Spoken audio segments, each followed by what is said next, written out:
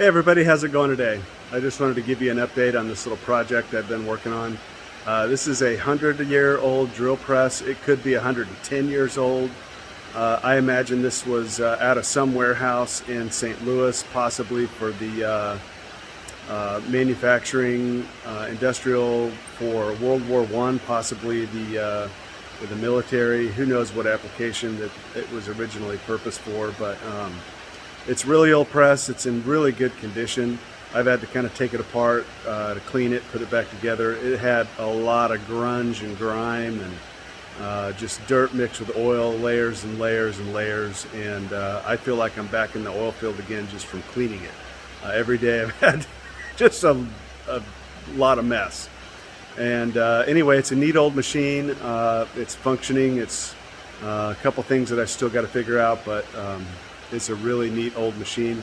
My old drill press was a piece of crap and finally needed to get replaced. So saw this, went down to Nevada, Missouri, where I picked it up, and didn't know for sure if this was something I wanted to take on. I didn't know for sure if this was even going to work out, but I'm really glad I did. It looks like it's going to work out great. So anyway, I just want to show you what it is and how it works.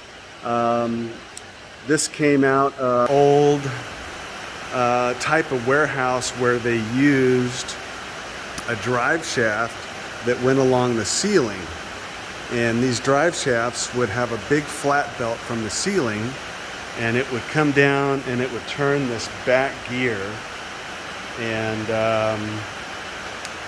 that's how it would drive this machine. So when I kick this thing on, what happens is this belt gets turned by that motor, and this has got a series of gears, so I could either speed it up or slow it down.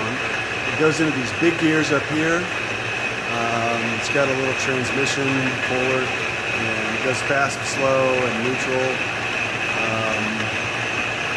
This thing is basically where these gears are is about 7 feet tall. Up at the top of these spindles, it's approximately 9 foot tall, so this thing is pretty big.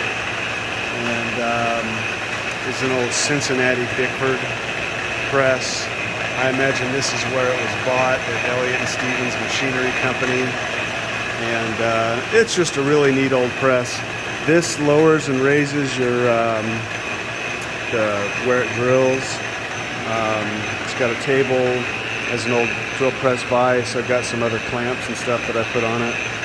But this is the machine. It's got a lot of these gears turning. I had to kind of take everything apart and clean it and put it back together.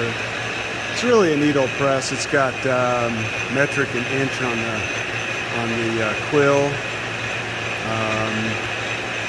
Looks to be in really good shape. And the way this works, it's got your lever here. If I turn this goes down.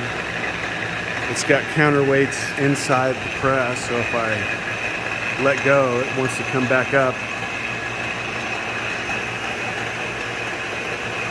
This adjusts the base down here. You can see that I've got a little key that can turn that.